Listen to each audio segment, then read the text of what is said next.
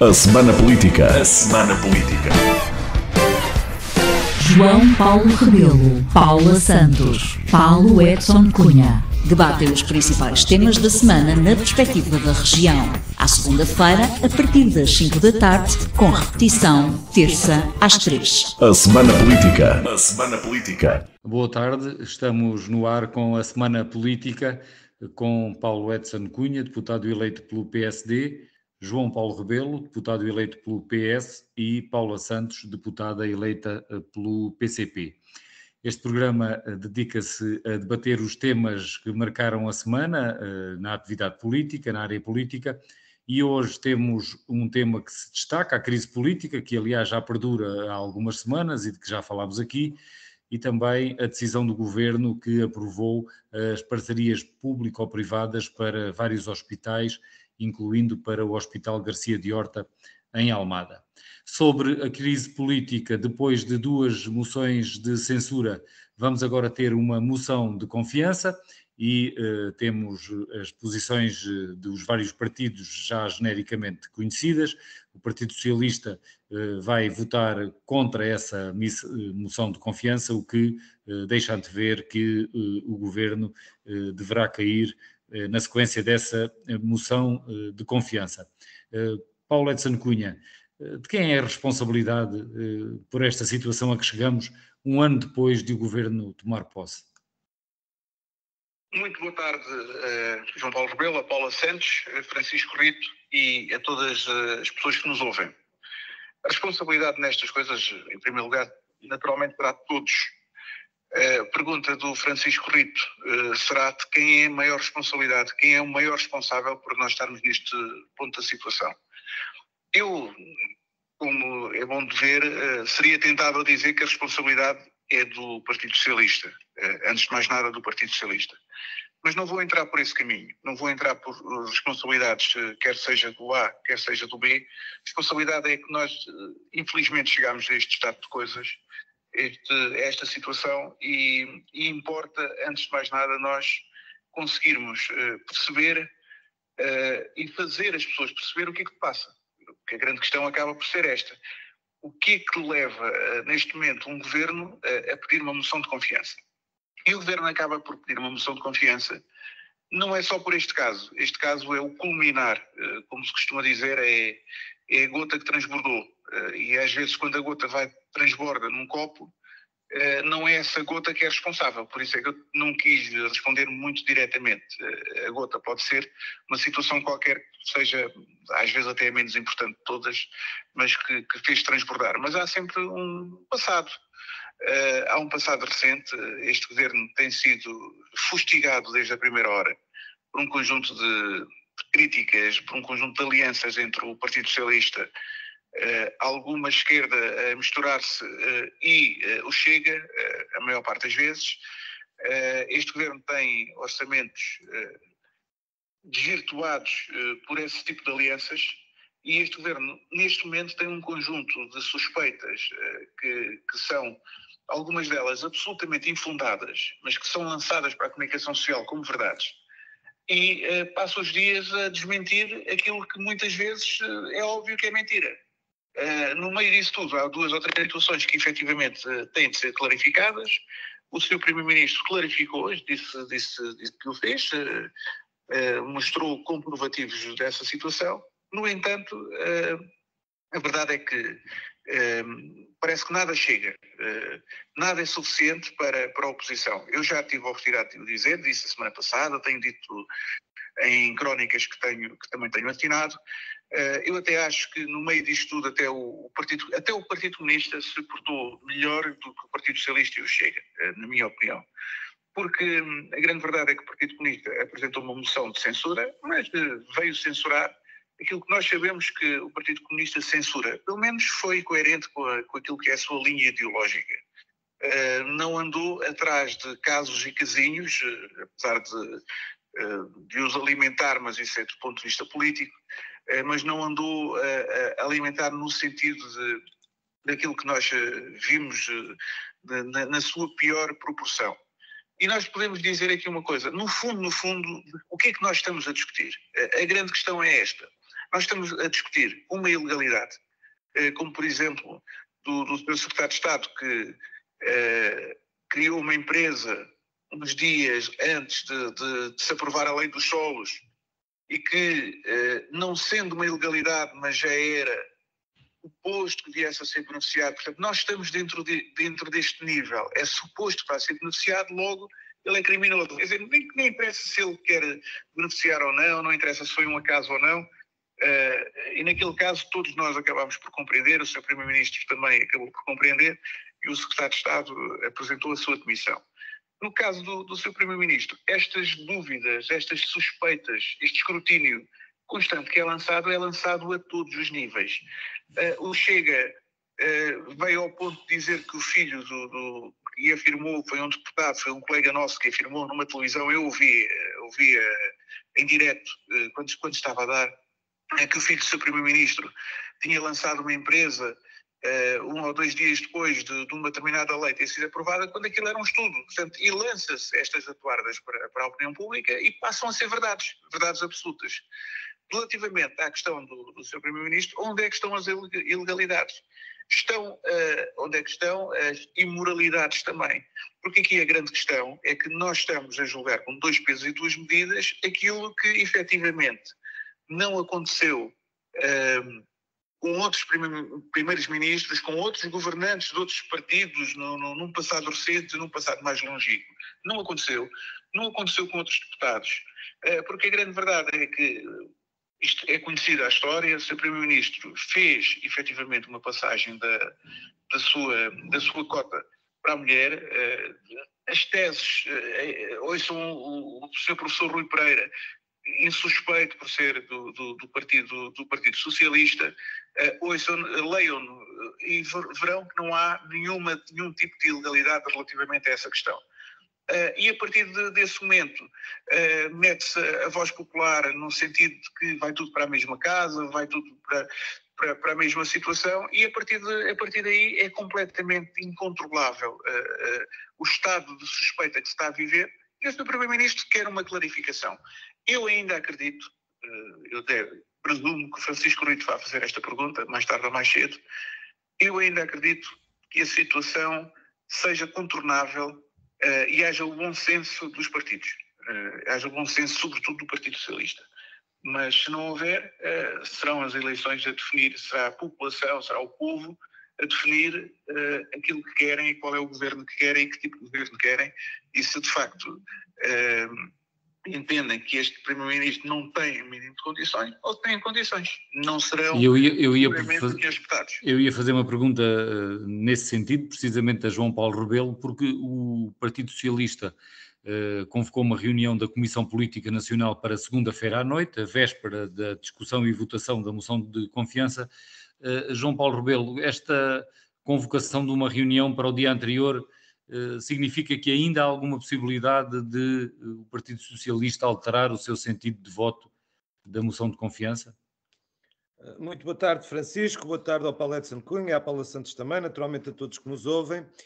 Significa que o Partido Socialista é um partido responsável e é um partido, naturalmente, que cumpre o que são, digamos, os preceitos de um partido político democrático, em que, quer dizer, nós vivemos uma crise política, estamos a viver uma crise, como é óbvio, e, portanto, o secretário-geral entende que deve reunir o órgão, digamos, que justamente o aconselha, que justamente, enfim, houve diferentes sensibilidades, no fundo, quer partilhar a decisão, naturalmente, com quem tem estatutariamente, digamos, o direito, mas também o dever de participar na discussão. Acho perfeitamente normal, diria que a normal seria que houvesse uma tomada de posição, anormal, enfim, teria legitimidade, até porque a própria Comissão Nacional legitimou o secretário-geral e o seu órgão executivo, o Secretariado Nacional, para fazer, no fundo, a gestão política do partido. Mas, de todas as formas, portanto, essa reunião, a resposta é simples, vai reunir a Comissão Política Nacional para debater, digamos, e para fazer a análise da situação política e seguramente para ouvir o secretário-geral no que é a leitura que ele faz da situação política, e todos os membros da Comissão Política Nacional terão a oportunidade para também dar a sua opinião, enfim, partilhar as suas perspectivas e no fundo, alinhar uma decisão, objetivamente, nomeadamente para o dia seguinte. Isso significa que estará ainda em aberta o sentido de voto do Partido Socialista, é isso que está a dizer, pode estar ainda em aberto. Francisco, eu faço parte da Comissão Política Nacional, enfim, faço também parte do Secretariado Nacional, não vinculo aqui nenhum desses órgãos, como é evidente, vinculo e dou a minha opinião. Eu diria que, na minha opinião, acho que há muito... será difícil, muito honestamente, se me pergunta objetivamente, não creio que a situação se altere muito face ao que tem vindo a ser público, por uma razão simples, e não é contrariando, mas relembrando o Paulo Edson Cunha e todos quantos nos ouvem, não acho que seja muito justo, já que falou várias vezes em justiça, o Paulo, não acho que seja muito justo apontar ao Partido Socialista como um partido que não contribuiu para a estabilidade, que não contribuiu para criar condições de governabilidade no país. Em 30 segundos acho que sintetizo. O Partido Socialista recusou, digamos, que fosse posta em causa a investidura deste governo, logo num primeiro momento. Logo de seguida facilitou, ajudou, fez parte da solução para conseguirmos eleger um Presidente da Assembleia da República, coisa que o Governo e, digamos, o grupo, o AD, enfim, o grupo parlamentar do PS e do CDS, não tiveram capacidade de o fazer sozinhos. De seguida viabilizámos um orçamento de Estado, portanto, e com a importância que esse instrumento sabemos que tem, e não vamos aqui discutir se aprovando orçamentos ou não, aprovando, se deve agora cair o governo, mas a verdade é que nos abstivemos criando essas condições da governabilidade e chumbámos 2 moções de censura. Portanto, eu não sei o que mais se pode pedir ao Partido Socialista para ter, digamos, ou para evitar esta crise, para evitar, de facto, que o país caia novamente em eleições. Eu estou a dizer novamente porque, evidentemente, todos nós, atores políticos, não é? Temos, evidentemente, o retorno e o feedback, como agora se diz, da população, de uma forma geral, nos nossos territórios, as pessoas com quem vamos interagindo, as nossas famílias, no fundo, as nossas relações e os próprios partidos que militamos, que trazem, evidentemente, também sensibilidades. E há uma que eu acho que, de uma forma geral, todos concordemos ou concordaremos. As pessoas não verão com muito bons olhos estarmos a fazer um ato eleitoral quando ainda o ano passado, não é? Tão recentemente tivemos umas eleições legislativas. Devo aqui dizer também que já levo alguns anos de participação política e nunca verifiquei grande disponibilidade das pessoas para eleições. Também devo dizê-lo. Quer dizer, tendencialmente as pessoas acham que as eleições devem acontecer de 4 em 4 anos e mesmo em algumas até desconfio que se lhes perguntassem, em alguns momentos até diziam nem vale a pena fazer eleições, deixem lá estar que está bem assim e tal. Bom, enfim, esse é o sentimento, infelizmente, de muitas pessoas. Eu digo infelizmente porque tenho que reconhecer que gostava de viver num país com muito mais cultura democrática, com muito mais cultura política, no sentido de perceberem melhor e acompanharem mais e interessarem-se mais, de facto, por estes meandros, vamos dizer assim. Agora, o que é que eu também não posso deixar de dizer? O primeiro-ministro, e não é estar a fulanizar, mas objetivamente eu acho que o país de uma forma geral já percebeu isso, o primeiro-ministro é ele próprio a causa da instabilidade. A verdade é que o primeiro-ministro tem sucessivamente preferido uma atividade privada às suas atividades públicas e partidárias. Vejamos. Eu já disse isso na semana passada, creio eu, faz todo o sentido e é perfeitamente legítimo que o seu primeiro-ministro, afastado que estava da política, tenha criado uma empresa, um negócio, tenha utilizado as ferramentas que tinha ao seu dispor para, no fundo, subsistir, para sobreviver, para fazer a vida dele como qualquer outro português, que tem família, que tem compromissos, que tem filhos. Isso não está posto em causa. Que o tenha mantido quando foi eleito presidente do PSD, no fundo preferindo a empresa à própria presidência do PSD, já acho, enfim, duvidoso, já acho questionável. Que o tenha feito quando chegou ao governo, acho absolutamente reprovável. Preferiu a empresa ao governo. Agora que esteja a preferir a empresa ao país, já não acho reprovável, já acho absolutamente inadmissível. É isto, quer dizer, o senhor Primeiro-Ministro, como tanta gente tem dito, se calhar há 15 dias ou há 3 semanas, este problema concreto, depois a Paula Santos vai trazer outros que eu também acompanho, que têm que ver com os problemas da governação, das políticas públicas, etc. Mas este caso concreto, provavelmente estaria resolvido há umas semanas atrás, se simplesmente o seu Primeiro-Ministro dissesse, epá, eu peço desculpa, esta empresa de facto sou eu e não faz sentido mantê-la, estando eu obrigado a estar em exclusividade de funções. O que fez não foi isso. Onde é que o Primeiro-Ministro preferiu uma coisa à outra? O Primeiro-Ministro nem sequer era sócio da empresa. Isso é uma coisa virtual que vocês estão a ver. Ele não era sócio. Ele não sendo sócio da empresa... Paulo, ele não sendo sócio da empresa... Ele não sendo sócio da empresa cometeu provavelmente um lapso... Porque quando nós somos casados com alguém, então as pessoas que estão connosco, ou quando nós temos filhos, ou quando nós temos pais... Então as pessoas não podem fazer rigorosamente nada. Portanto, o facto, não há dúvida nenhuma, o Primeiro-Ministro não preferiu uma coisa à outra. E esta vossa narrativa, que eu acho que é uma coisa incrível, de dizerem que o Primeiro-Ministro preferiu uma empresa a estar a governar. Mas onde é que ele preferiu uma empresa? Digam-me lá onde é que ele preferiu uma empresa. Ele não era sócio da empresa, ele não tinha tempo. João Paulo, peço desculpa, ele era sócio da empresa e não deixou de ser sócio da empresa, não deixou de ser a empresa enquanto líder do PSD. Algum governante, isto é de loucos, algum governante consegue acompanhar mais alguma coisa que não seja o próprio governo? É impossível, com a agenda de um Primeiro-Ministro, eu nem digo um secretário de Estado, mas um secretário de Estado. É impossível aguentar-se. Eu estou advogado como o Luís Montenegro é, como o nosso Primeiro-Ministro é. E sei o que é estar com os clientes, ver os clientes, a insistência com os clientes, a cobrança que os clientes têm, porque os clientes são todos muito, muito simpáticos, muito porreiros, mas nós morremos um familiar e eles estão muito preocupados com isso, mas o assunto deles tem que estar resolvido. Os clientes são assim. Portanto, um Primeiro-Ministro, eles podem ser muito solidários com o Primeiro-Ministro, mas se tiverem a pagar, se lhe tivessem a pagar a ele e tivessem à espera de respostas dele, garanto uma coisa, o Primeiro-Ministro estava chamuscado pelo próprio cliente. É claro que ele não estava na sociedade. Vocês querem discutir uma coisa diferente. Estava a mulher e os filhos a dar resposta a esses problemas desse cliente. É verdade que sim, num primeiro momento.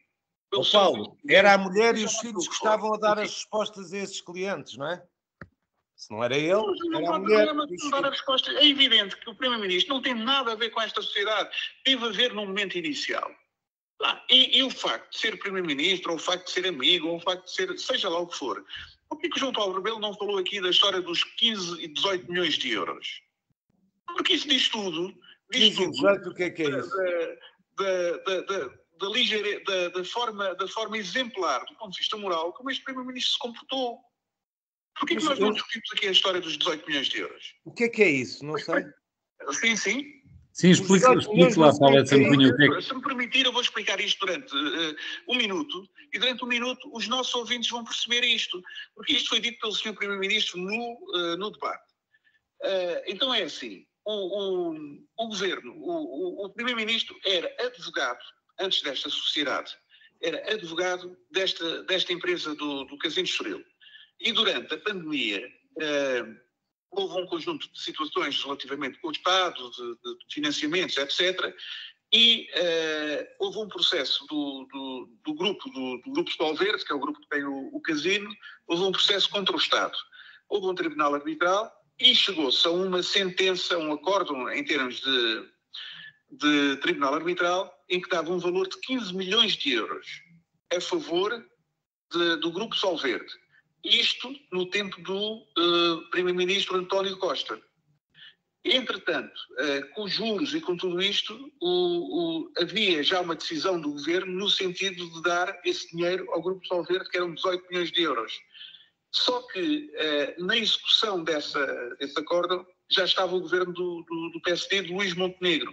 Luís Montenegro, se quisesse, se fosse tudo isto, todo este monstro que estão aqui a construir, esta narrativa que estão a construir, Luís Montenegro teria simplesmente feito ouvidos moucos, recebia o seu grupo económico que supostamente estaria a favorecer, receberia os 18 milhões de euros, ele faria as contas que quisesse com o grupo, porque teria sido advogado em momentos anteriores e naturalmente teria direito a esses honorários de uma forma ou de outra. Mas o Luís Montenegro o que fez, enquanto Primeiro-Ministro, foi defender os interesses do país e foi recorrer, portanto, através do país, o governo de Luís Montenegro, o mesmo governo, do mesmo Primeiro-Ministro, que dizem que não está em condições de ser isento com um grupo, numa situação em que ele próprio seria favorecido, preferiu recorrer de uma decisão tomada pelo Partido Socialista, diga-se a verdade, em função de um acordo, é verdade também isso, mas tomada de não recorrer. E o Primeiro-Ministro, Luís Montenegro, da AD, do atual governo, optou por recorrer e o Estado ganhou esses 18 milhões de euros. Portanto, onde é que há, a pergunta é assim, onde é que há falta de isenção da parte deste Primeiro-Ministro? Porque isto diz tudo. Nós estamos aqui a discutir milhões de euros. Nós não estamos a discutir... João, Paulo Edson Cunha já 4 mil euros. Já destacou esse pormenor. Deixa eu ouvir então, agora o João. Paulo Edson Cunha, com esta história, peço desculpa. João Paulo, eu peço que termine rapidamente, que a Paula Santos ainda não falou. Sim. E vai falar seguramente a seguir, mas deixe-me só fazer um comentário. Muito rapidamente. Esta história, enfim, que não ponho em causa, seguramente por falta de tempo, o Paulo não detalhou mais. Eu não sou jurista, como o Paulo é, advogado, mas tenho ideia, por acaso, quando estamos a falar de tribunais arbitrais, em princípio, as partes acordam que se aceita a decisão final, naturalmente...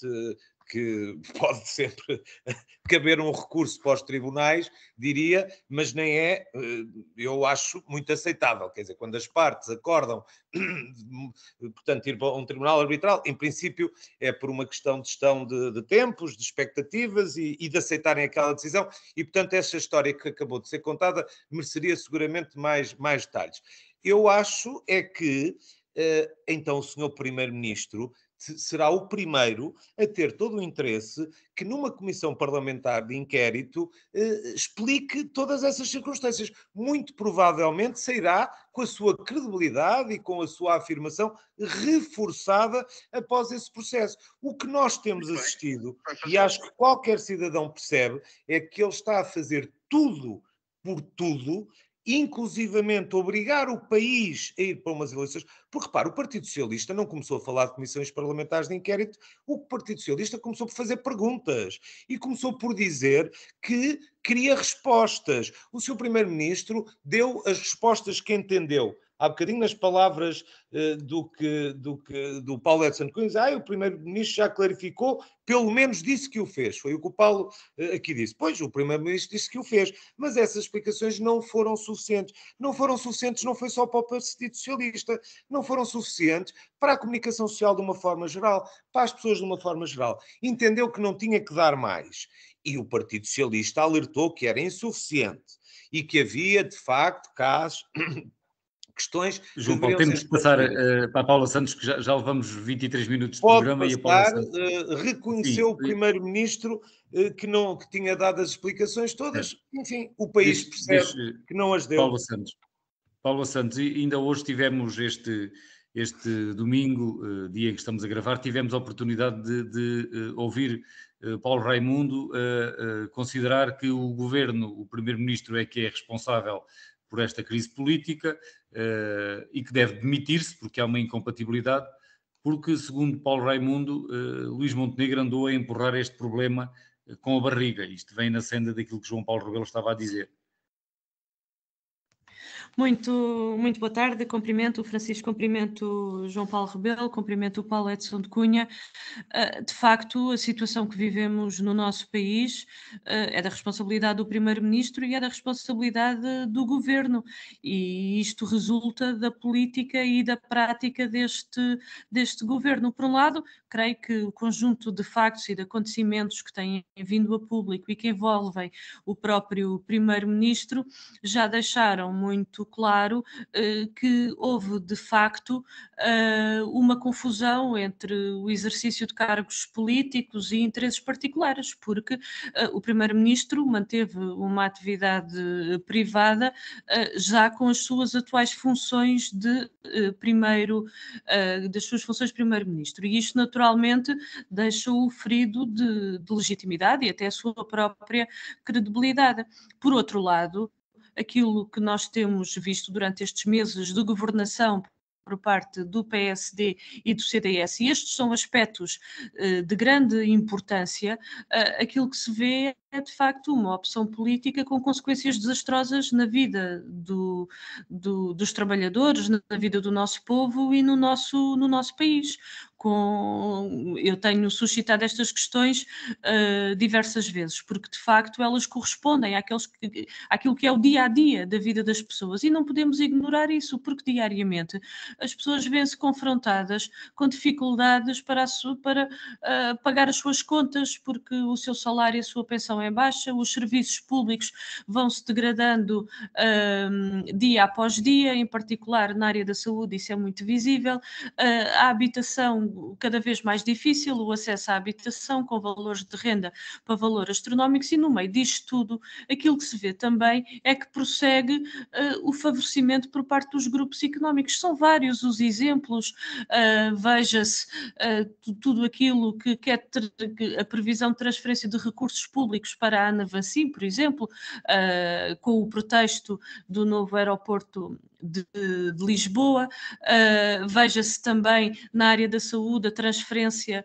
de recursos financeiros e de cuidados para os grupos privados, e já vamos discutir a questão das parcerias público-privadas que foram anunciadas pelo Governo. Veja-se na área da habitação com esta lei dos solos, aquilo que promove em termos de especulação e que não resolve nenhum problema da habitação. De facto, ao longo destes 11 meses, aquilo que vimos é que o Governo aproveitou cada uma das dificuldades, cada um dos problemas do nosso país para o tornar como uma área de negócio e para favorecer interesses de grupos económicos, e isso naturalmente é inadmissível, com o que significa de aprofundamento de desigualdades, com o que significa também de mais injustiças no nosso país. Agora, a atual situação em que vivemos, permita-me que faça referência a dois aspectos. Um primeiro, que ainda bem que o Partido Comunista Português decidiu apresentar a moção de censura,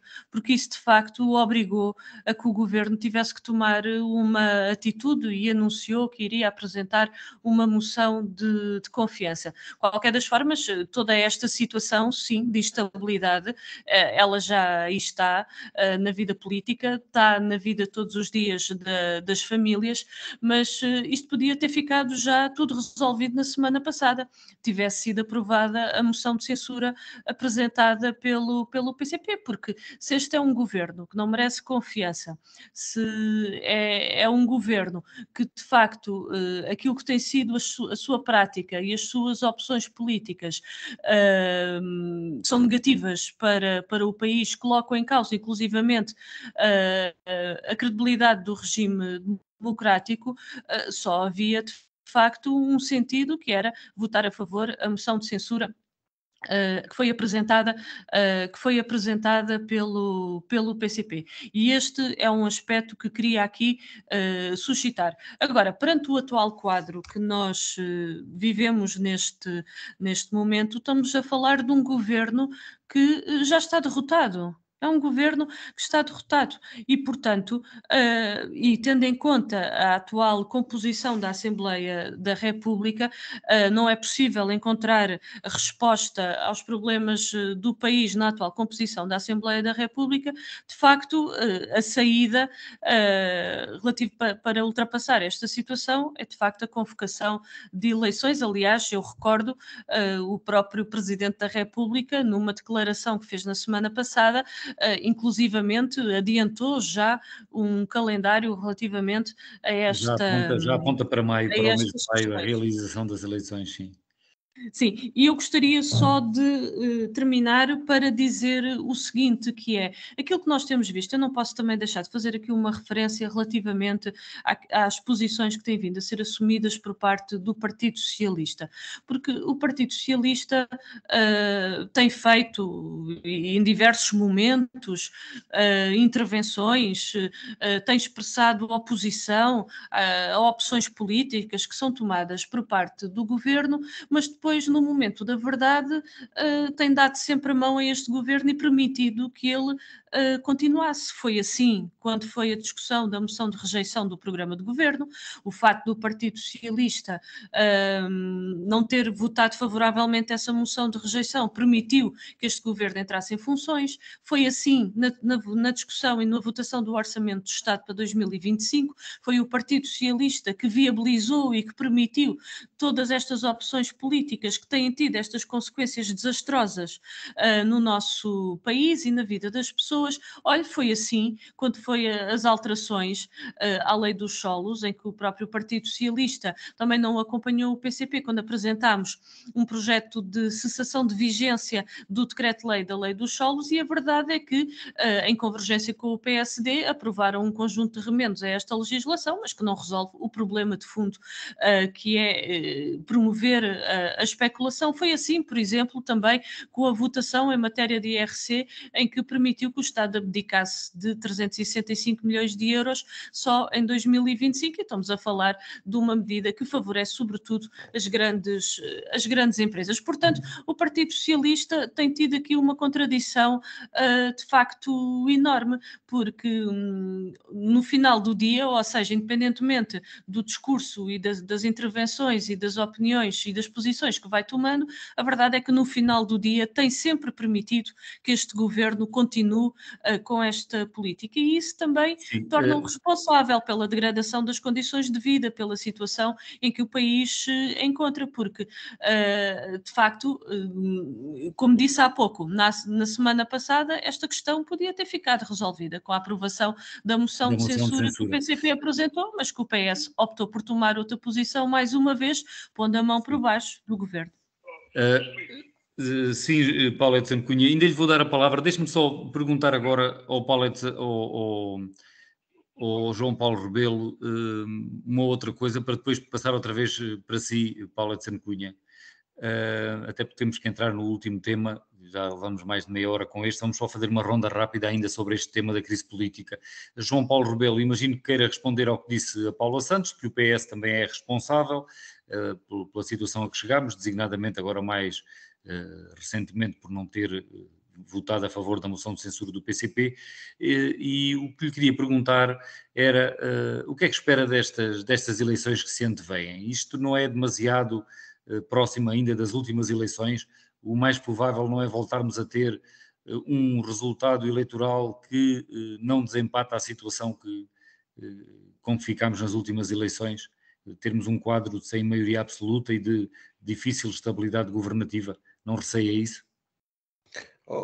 Francisco, eu acho que já disse isso há pouco. Quer dizer, quando eu disse que o Partido Socialista não quer eleições, o Partido Socialista não quer eleições, porque evidentemente faz uma avaliação cotidiana, digamos, do pulsar político nacional, e entende que não estão criadas as melhores condições, porque justamente, quer dizer, eu não antecipo que de umas futuras eventuais eleições saia um resultado que seja absolutamente clarificador para uma governação estável nos próximos anos. Quer dizer, tenho que o dizer com toda a clareza, porque essa é de facto a minha convicção. O que eu pergunto é, está o Partido Socialista enfim, como partido fundador também do nosso regime, como partido responsável, disponível para não ouvir os esclarecimentos, para não esclarecer e para deixar passar em branco o que tudo indica ser uma situação altamente condenável do ponto de vista ético, do ponto de vista moral, mesmo mais do que eticamente e moralmente, porquanto a lei determina que um primeiro-ministro deve estar em exercício de exclusividade de funções, ou estamos disponíveis, como dizia um camarada meu aqui há uns dias num programa de televisão, para passarmos a ser um país, digamos, terceiro-mundista no que diz respeito, digamos, à forma como a nossa democracia funciona. É isto que tem que estar em causa. E por isso Portanto, é é que o uma Partido posição mais pelos Socialista... princípios do que por taticismo eleitoral. Bom, mas parece-me evidente, porque Sim, numa mas, questão João Paulo, estratégica ou tática, a Paula Santos, bem sei que... o PS agora não tem grande interesse nas eleições, é isso que entende. Não, quer dizer, não é o PS, É o Francisco. país, Eu acho que o país não principalmente tem o país, grande mas também o interesse em PS eleições poderá não neste ter, momento. pelo menos alguns E o acham assim. Partido Socialista interpreta, e por isso o Partido Socialista não vota uma moção de censura, porque sabe que com o seu voto favorável a uma moção de censura, o governo cai. E esse não é o entendimento do melhor interesse para o país que o PS tem neste momento. Agora, o Partido Socialista está encurralado por quem? Pelo senhor Primeiro-Ministro, que não Mas e nos com dá isso, outra situação. Repare, só está encurralado desde que há esta moção de confiança. Eu estou até convencido que se eventualmente o Partido Socialista, eventualmente, coisa que eu não acredito que vá acontecer, mas se eventualmente nós deixássemos e viabilizássemos esta moção de confiança com a nossa abstenção, mantendo a firmeza na Constituição, como temos direito potestativo de criar esta Comissão Parlamentar de Inquérito, a seguir o Primeiro-Ministro metia-se. O Primeiro-Ministro não quer sujeitar-se a um escrutínio rigoroso desta situação. Esta é a verdade. O João Paulo, Primeiro-Ministro deixe-me passar provavelmente para não o exercia. Paulo Edson Cunha, para depois ainda Faz termos favor. algum tempo para falar sobre as PPPs na saúde. Paulo Edson Cunha, já estava a pedir a palavra? Bem, eu estava a pedir a palavra há pouco, perdeu aqui alguma atualidade, mas vamos retomá-la, porque isto tem um bocadinho a ver com o que a Paula Santos referia. Quando a Paula Santos referia que este Primeiro-Ministro não tinha condições de continuar, vamos lá ver, mas não tem condições porquê? Aqui a questão é esta, porque está a governar mal, porque está a governar contra o seu próprio programa, porque não está a conseguir cumprir o seu programa. Não, nada disso. Este Primeiro-Ministro. Porque cometeu alguma ilegalidade. Porque as coisas podiam ser assim. O governo podia estar a ser fantástico e o seu Primeiro-Ministro cometer uma ilegalidade e colocar-se essa questão. E que podia cometer uma ilegalidade ou podia cometer uma situação um bocadinho mais imoral, como o João Paulo Rebelo também o disse. Mas a grande verdade é que não. A grande verdade é que todos os indicadores apontam, todos os indicadores e todos os factos apontam para uma governação muito positiva. Acredito que os meus parceiros de painel não o digam, também não ficariam bem em o dizer, mas a grande verdade é que isto tem um bocadinho a ver com a percepção das pessoas, porque as pessoas é que sentem se o governo está bom ou mau, se o governo está a cumprir aquilo que se propôs e, sobretudo, a ir ao encontro daquilo que são as necessidades das pessoas ou não. E depois nós podemos aqui discutir. Paula Cunha, deixe-me fazer-lhe uma pergunta para passarmos à frente e pedir-lhe também uma resposta rápida. Acredita que Luís Montenegro tem condições ainda para voltar a ser Primeiro-Ministro? Não é se ganha as eleições, é se tem condições depois para ser Primeiro-Ministro sem estas polémicas continuarem a vir ao de cima. Todas as condições para ser Primeiro-Ministro, todas as condições e mais algumas, porque a grande verdade, eu acredito, e neste caso eu sei que fica, hoje em dia já é um lugar comum dizer isto, mas até agradeço a pergunta, porque a grande verdade é que o Primeiro-Ministro Luís Montenegro tem sido o timoneiro desta equipa. Aliás, até há muito pouco tempo, todas as sondagens o indicavam, e vão ser mais sondagens amanhã, e todas as sondagens o indicavam, Luís Montenegro é a mais-valia deste governo, portanto tem todas as condições. Este episódio é feito para abanar um bocadinho a sua credibilidade. Agora, quando isto tudo for explicado, porque neste momento nós estamos a ir ao ridículo de nós dizermos assim, está a dormir num hotel porquê? Está a dormir num hotel de 5 estrelas porquê? Portanto, nós já sabemos e já ouvimos isso, até já vi memes relativamente a isso, que o Sr. Primeiro-Ministro se calhar devia dormir à Orbitur, aqui na Costa da Caparica, com todo o respeito, por quem lá dorme, mas se calhar era o que as pessoas ficavam contentes. E depois vimos uma jornalista a fazer uma pergunta, e vimos perguntas também no Twitter, portanto, os jornalistas também expressam um bocadinho aquilo que é a voz popular e sobretudo aquilo que os outros partidos vão dizendo. E também vimos fazer uma pergunta: quem é que paga o hotel?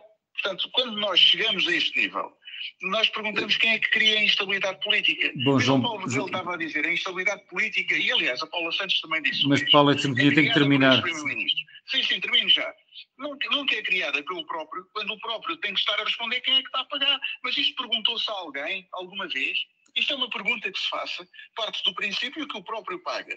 E se descobrir que não é o próprio que paga, então sim, os jornais e os partidos da oposição que façam o seu trabalho. Sim, Agora, nós não podemos estar a fazer jornalismo e não podemos estar a fazer política com suposições de que as outras pessoas não estão a cumprir, porque é uma suposição completamente errada e desfasada da realidade.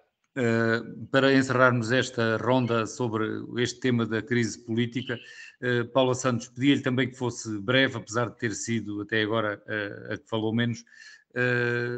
Admite que depois das eleições, se porventura o primeiro-ministro atual ganhasse as eleições, já teria novamente condições para governar? Este assunto estaria deixado para trás e as eleições... Nunca terá para a Paula Santos. Não sei, Paula Santos. Queria lhe dizer o seguinte, nós já há pouco aqui fiz a referência de que com a atual composição não é possível, a composição da Assembleia da República, não é possível encontrar respostas para os problemas que aí estão, e por isso é que consideramos que o caminho das eleições é a solução para esta situação. E aquilo que esperamos, ou seja, ou aquilo que nós consideramos que seria necessário, era de facto estas eleições constituírem uma oportunidade para romper com este caminho que tem vindo a ser seguido e, de facto, com uma política alternativa em que os interesses dos trabalhadores, do povo, do desenvolvimento do nosso país sejam, de facto, a prioridade. Eu há pouco fiz a afirmação de que este primeiro-ministro e o governo, aliás, este governo está derrotado, que não têm condições para continuar. É porque o próprio primeiro-ministro está ferido na sua legitimidade e aquilo que já veio a público, e esta questão também relativamente aos esclarecimentos. Todos os esclarecimentos que são devidos devem naturalmente ser prestados. Mas a questão que gostaria de colocar é o que é que isso vai alterar? Aquilo que nós já sabemos, que o primeiro-ministro manteve uma atividade privada quando já exercia as funções de primeiro-ministro, e isto de facto é de uma grande gravidade. Não podemos, portanto, perante este facto e esta conclusão que se pode já retirar relativamente a estas matérias, por isso é que nós tiramos a conclusão de que este governo não tem de facto condições para continuar, e estar a adiar esta decisão é só estar a arrastar os problemas e estar a arrastar para uma situação que é absolutamente insustentável. E, portanto, aquilo que nós consideramos, e daí ter feito essa afirmação, não tem condições, e não tem condições também pelas questões políticas, porque aquilo que está a ser feito é profundamente negativo e que este governo está a governar contra o interesse nacional e contra o interesse dos trabalhadores e do nosso povo, com tudo aquilo que está a fazer, e portanto estas são razões que tornam ainda mais necessárias de facto pôr fim a esta situação. Passamos então para o segundo tema de hoje, já estamos com mais de 40 minutos de programa, e o tema de hoje são as parcerias público-privadas de regresso à saúde. O Conselho de Ministros desta semana aprovou parcerias público-privadas para 5 hospitais, Braga, Louros, Amadora Sintra, Vila Franca de Xira e Almada. Portanto, esta decisão vai pela primeira vez abranger também um hospital no distrito de Setúbal, neste caso na Península de Setúbal. Eu começava pelo Paulo Edson Cunha, porque entretanto depois tem que nos deixar mais cedo, pelo que julgo saber. Paulo Edson Cunha, é este modelo que pode resolver parte dos problemas, ou os problemas todos, destes 5 hospitais de que estamos a falar, e por que razão é que as parcerias público-privadas são mais adequadas para resolver esses problemas, na perspectiva do Governo? É assim, eu não sou a pessoa indicada para responder se é este modelo ou não é este modelo. O que eu posso dizer é algo que tenho repetido aqui até a exaustão. Todos os governos têm que encontrar a solução que melhor se ajuste. E a grande verdade é que o ponto onde nós chegamos no estado da gestão da saúde e da gestão hospitalar é um ponto de não retorno, porque a grande verdade é que é um ponto em que atingimos o limite daquilo que é expectável e precisamos de encontrar outro tipo de soluções. E as parcerias público-privadas que foram encontradas no passado e que as abandonamos, e com muito sucesso, diga-se a verdade, e temos o caso de Loures, que é paradigmático de tudo aquilo que nós estamos a dizer, com bastante sucesso, e que os abandonamos por questões puramente ideológicas, por causa do PCP e do Bloco de Esquerda, a grande verdade é que esse modelo resultou, dava satisfação às pessoas, dava satisfação aos utentes, que é aquilo que nós devemos visar antes de mais nada, e que neste momento nós não estamos a conseguir.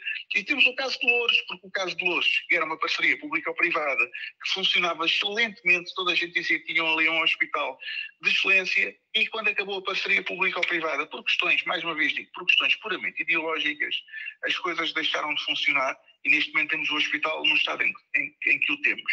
Portanto, a minha participação aqui é mínima, porque eu não tenho conhecimentos suficientes, ainda não vi a discussão do ponto de vista até técnico, da forma como foi apresentado, para estar a fundamentar mais do que isto. Sim, e é suficiente. Mas quero acreditar que sim, e tenho uma fé inabalável de que isto vai funcionar. E é suficiente para o tempo que temos aqui, também não temos muito mais tempo, Paulo. Eu aproveito para passar desta vez à Paula Santos, para não ser sempre a última neste programa de hoje. Paula Santos, admite que com as parcerias público-privadas o Hospital de Almada, por exemplo, possa funcionar melhor ou não? As parcerias público-privadas não são solução. Aquilo que elas significaram nos locais onde houve, elas foram prejudiciais para o Estado, foram prejudiciais para os utentes e foram prejudiciais para os profissionais de saúde.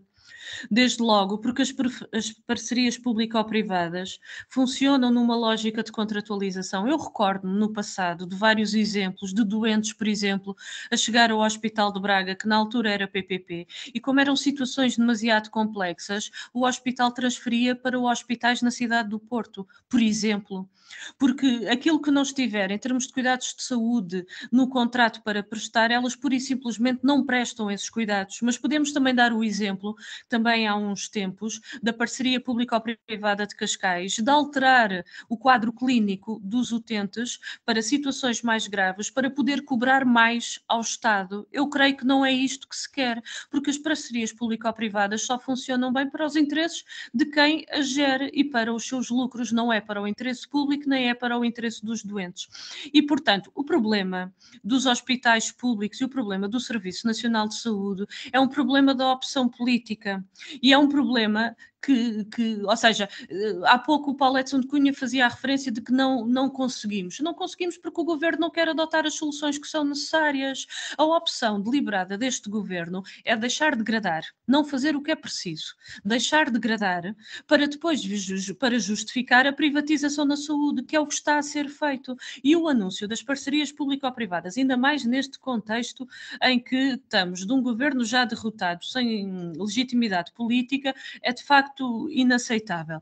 E ainda mais comprova uma outra coisa, que é, de facto, que este Governo, o seu verdadeiro programa não era salvar o Serviço Nacional de Saúde, aliás, porque não fez nada nesse sentido, tudo o que fez foi no sentido de destruir. O verdadeiro objetivo deste Governo e do seu programa era criar as condições para entregar a saúde ao negócio dos grupos privados. E acresce aqui uma preocupação que eu queria colocar, que é, hoje, as unidades, podemos assim referir, as unidades orgânicas estão organizadas em unidades locais de saúde.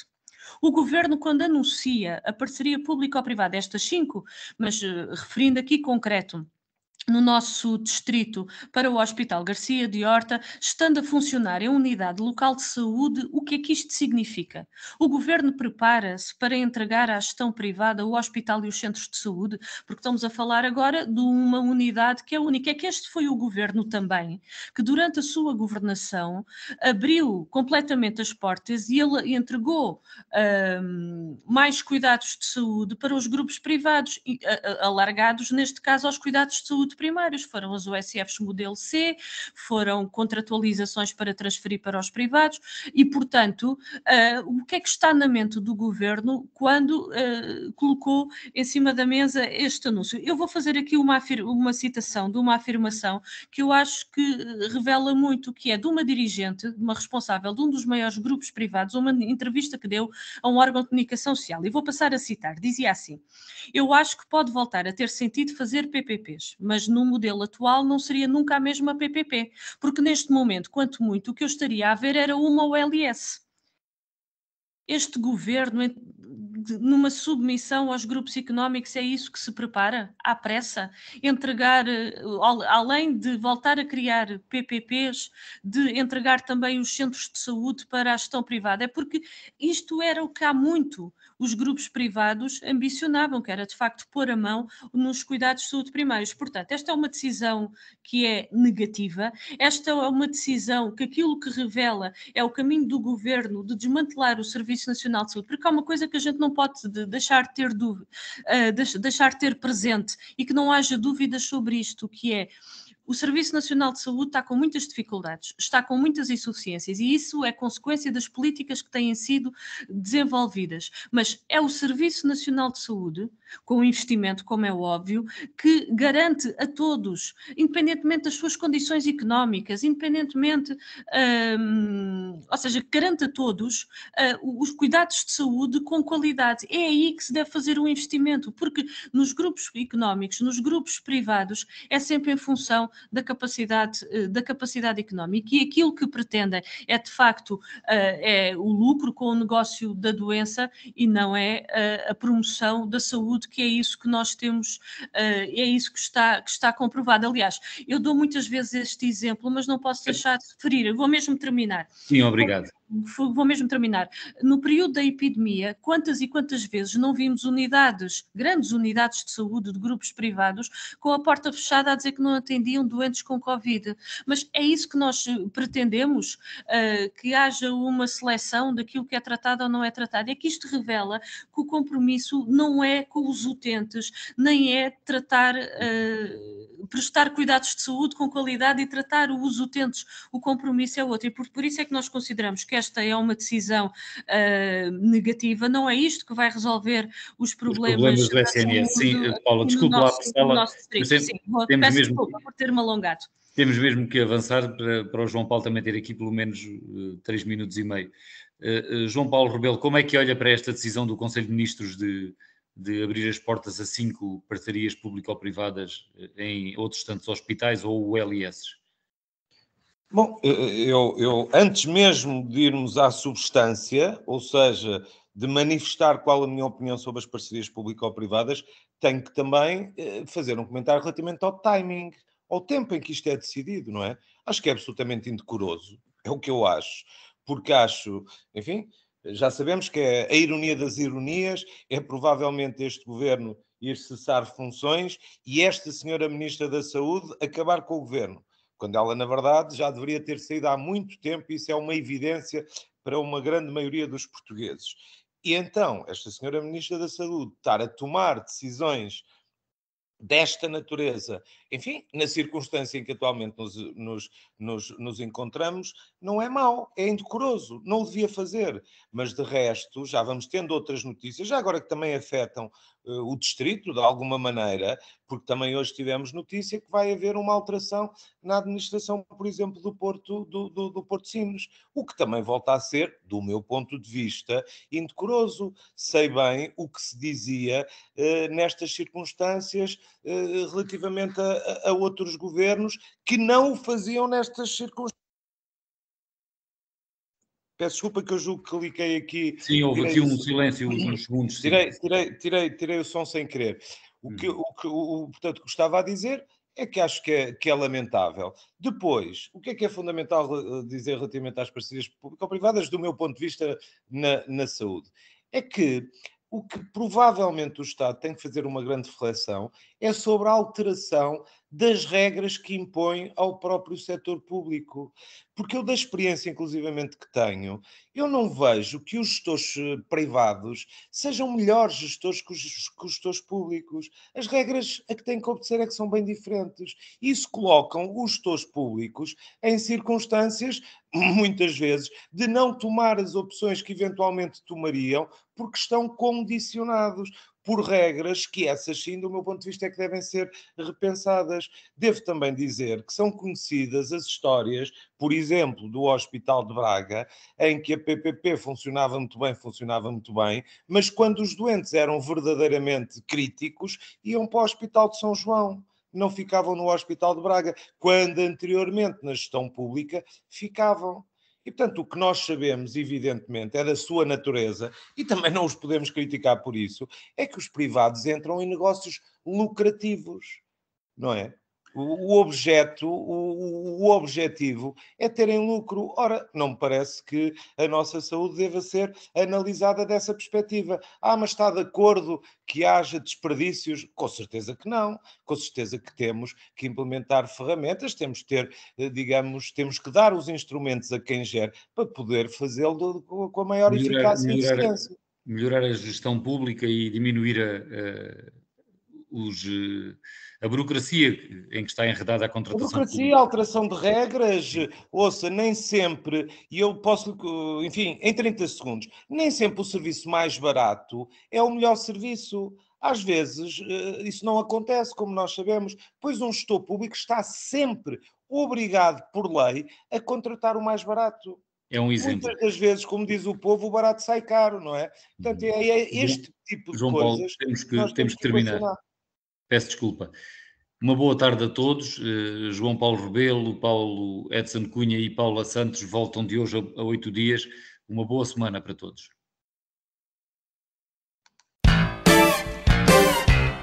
A Semana Política. A Semana Política. João Paulo Rebelo, Paula Santos, Paulo Edson Cunha. Debatem os principais temas da semana na perspectiva da região. À segunda-feira, a partir das 5 da tarde, com repetição, terça às 3. A Semana Política. A Semana Política.